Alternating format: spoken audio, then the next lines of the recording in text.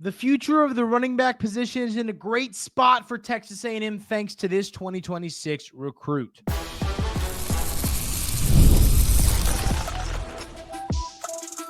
You are Locked On Aggies, your daily podcast on the Texas A&M Aggies, part of the Locked On Podcast Network, your team every day. Welcome on into Locked On Aggies. I'm your host, Andrew Stefaniak. Thanks for making Locked On Aggies your first listen every single day. On the show today, ladies and gentlemen, I want to talk about this Arkansas game. You know, we're kind of getting to that point in the year where I'm running through the schedule and looking at it, and I'm saying to myself, man, this Arkansas game could be an interesting one. So we're going to talk about that. But first, we're going to get things started talking about some recruiting. Going to talk about a player that I think is going to be a star for the Aggies. And then we're going to talk about the class as a whole. What do we need? What are positions we need to focus on? Different things right there. So that is going to be the show today. But getting things started, the running back position for Texas A&M is always important, especially in Colin Klein's offense. He wants to run the ball. Texas A&M has been very good at the running back position. I mean, going from Devon Achane to, Le'Veon Moss and all of these different players. I mean, it's been a position that Texas A&M has been successful at for a very, very long time.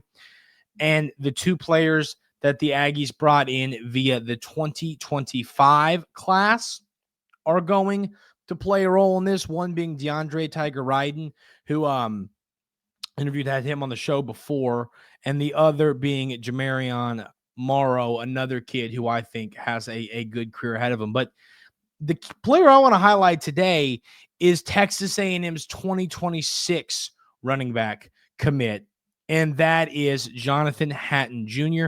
Jonathan Hatton Jr., Brian Smith, who hosts the portal here at Locked On, made his own recruiting list, or running back ranking list, and he had Hatton Jr. ranked as the 10th best running back in this class. And I think that's valid, but I'll tell you what, I think when it's all said and done, there are not going to be that many running backs better in this class than Jonathan Hatton Jr. I just think he's got this frame at he's 6'5" tall, 205 pounds. He's a Texas native. Let's read the scouting report here on Hatton Jr. It says, productive, larger framed back with a noticeable improvement in junior season versus sophomore campaign, consistently ran with more juice and a bit more ability to create in the hole when traveling from first to second level. Not necessarily a move stringing ball carrier, but capable of subtle hesitations and sidesteps before accelerating upfield. Owns an excellent 100-meter speed context from his sophomore year. Field speed may not always match the track data, but plays with top-end juice to hit the long ball and pads. Production data speaks to sophomore to junior improvement. I mean, that's just the reality. And then it goes on to say, bona fide high major prospect who could become a reliable high volume ball carrier or dangerous complementary piece in a more stacked running back room. Junior improvement physical tools and verified track speed suggest long-term NFL draft potential. I mean, when you look, and I mean, there's a reason, once again, y'all know that I am a big believer in offer lists. I think that offer lists tell the entire story, which, I mean, it makes sense. This kid is, a top 100 player for a reason. But, I mean, the offer list is there. Texas A&M, Alabama, Arkansas, Auburn, Florida, Michigan, Missouri, Notre Dame, Ohio State, Ole Miss, Oregon, Tennessee. I mean, there's a reason this offer list is so good for Jonathan Hatton Jr. And I mean, when you turn on the film, that's what gets me fired up about him once again, is that he's got, for a running back of his size, at almost 6'1", I'm sure he'll grow to be 6'1". I bet he's listed at 6'1" when he's a freshman at Texas A&M.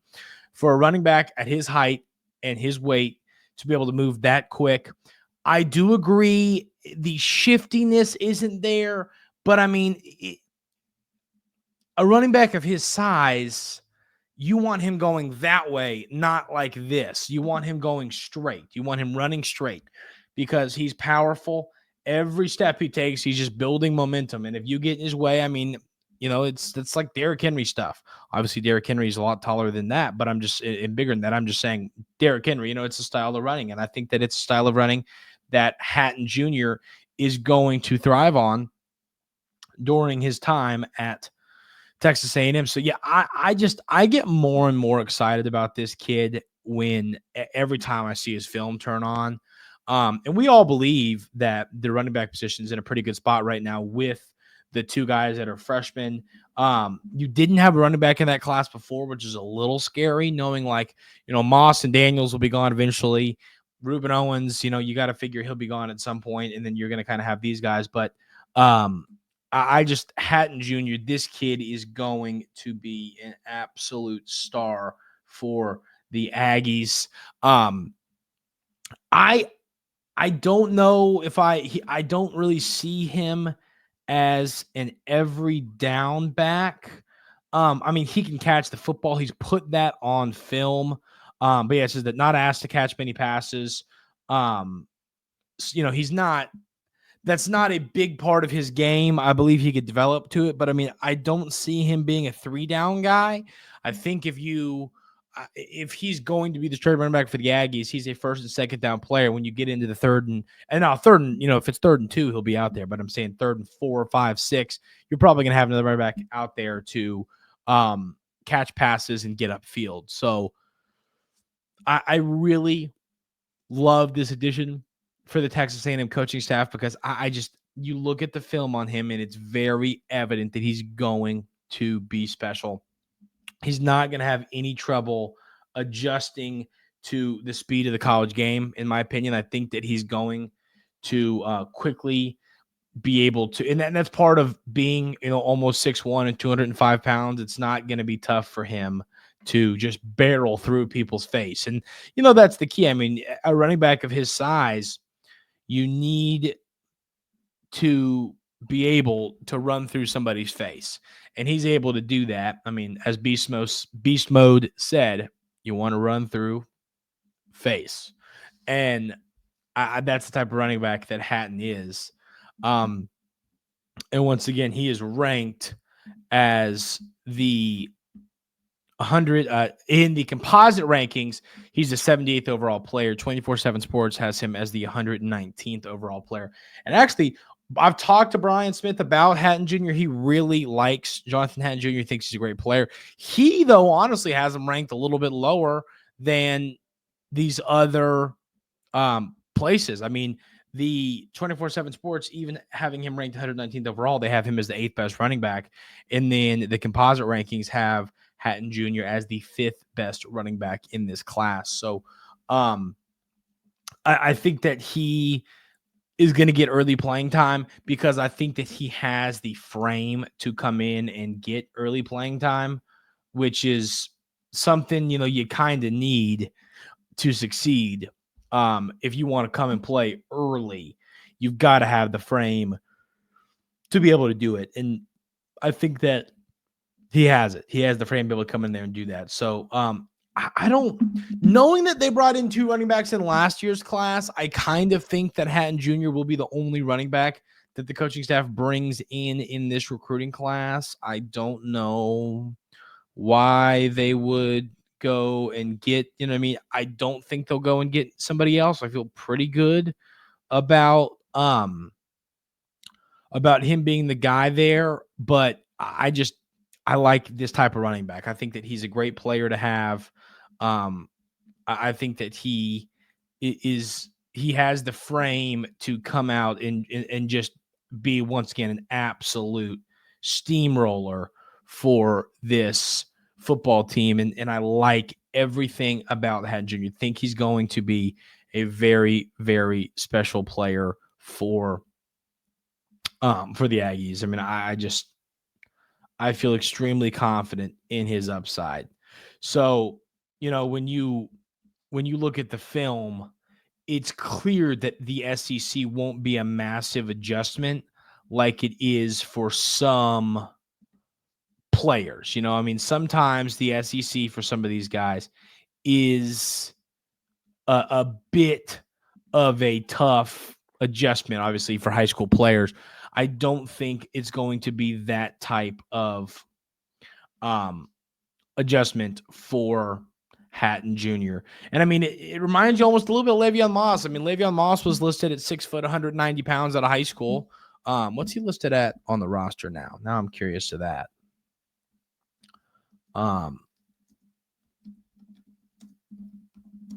Let's see. Now, Le'Veon Moss is a bad example of this statement, but also, being a bigger running back does help players.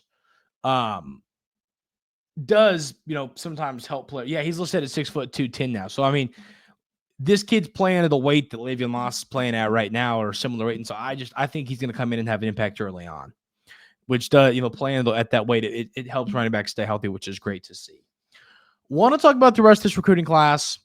What do we need? What do we have? Where do we go from here? We'll talk about it coming up right here on Locked On Aggies.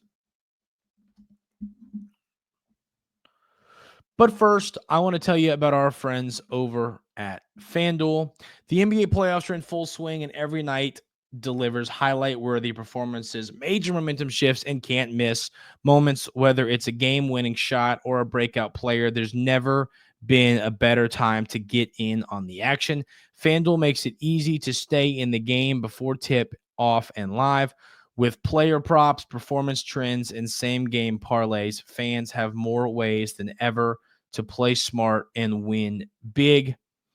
I mean, there's just, once again, so much good stuff to bet on right now over on FanDuel. I mean, they're just, you got the NBA playoffs, the MLB. I've got $35 on my Cincinnati Reds today. Hopefully they find a way to win. They play in about 20 minutes.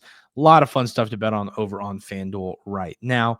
New to FanDuel, it's the perfect time to sign up. Head to FanDuel.com and place your first $5 bet. If it wins, you'll get $200 in bonus bets. Make every moment more with FanDuel, official sports betting partner of the NBA.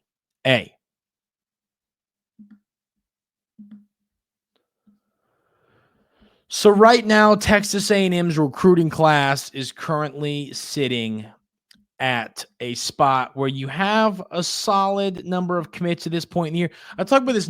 I never like to panic about recruiting, which obviously when I'm bringing this up, we're ranked 6th overall right now in the class, in the 2026 class. So would there be nothing to panic about? I'm just saying, we've got 11 commits. We're in a great spot right now. And I think that we are going to continue to get players. This is the time where high school football recruiting is going to heat up. We all know that the summertime. They've changed the rules, so there's going to be more recruits on campus earlier. So we're going to see some, recruits get on campus and all that stuff earlier than you expect. I mean, recruits come all summer, but you're going to get some decisions maybe earlier than you have in the past because of the new rules and all of that stuff in college football. But I mean, looking at this class, I think Victor Singleton is probably the kid that I'm the most excited about.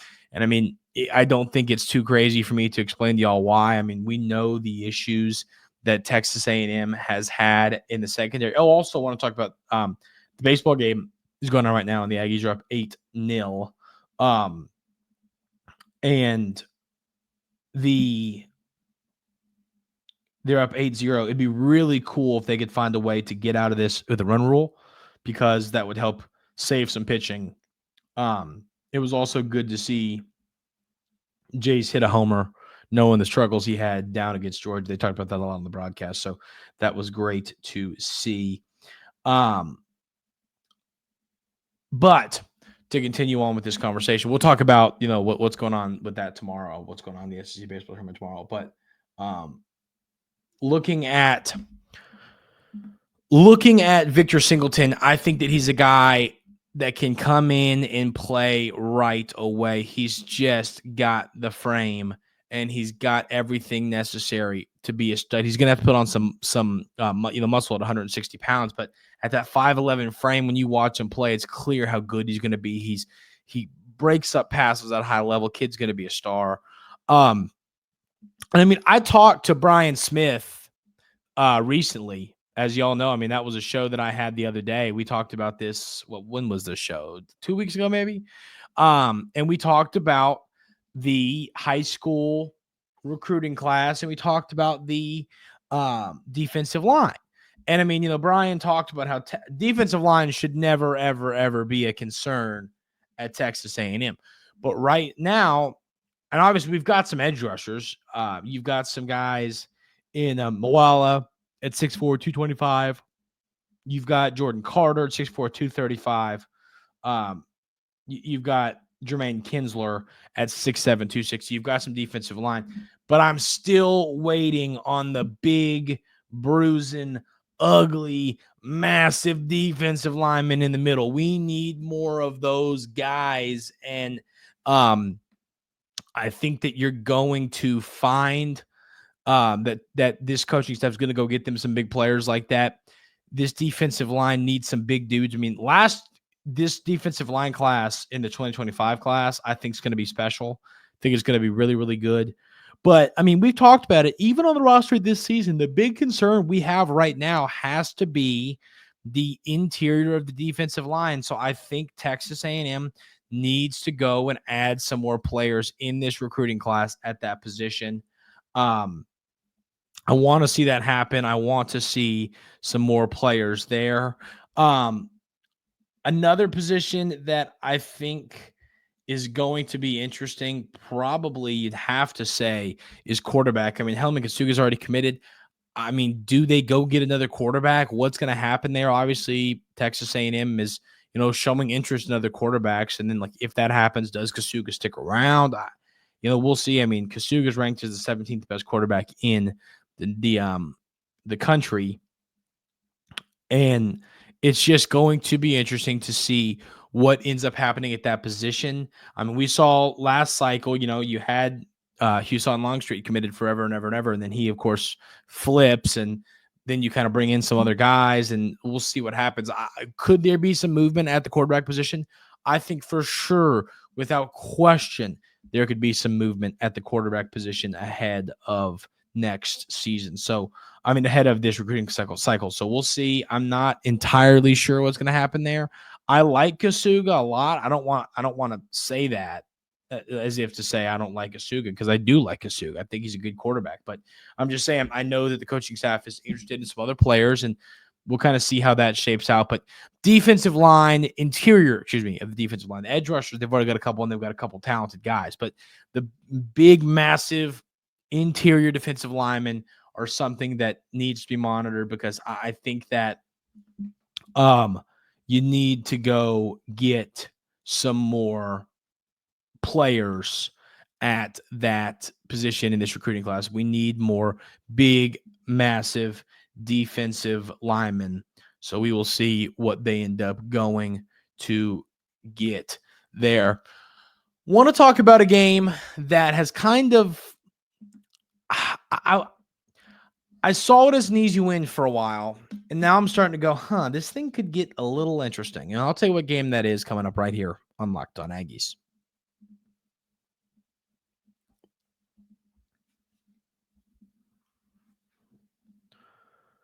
The Aggies match up with the Arkansas Razorbacks, I think is going to be one of the more interesting games that we see Texas A&M play this season, because I think that when you look at this Arkansas team, it's a weird game because it's sandwiched.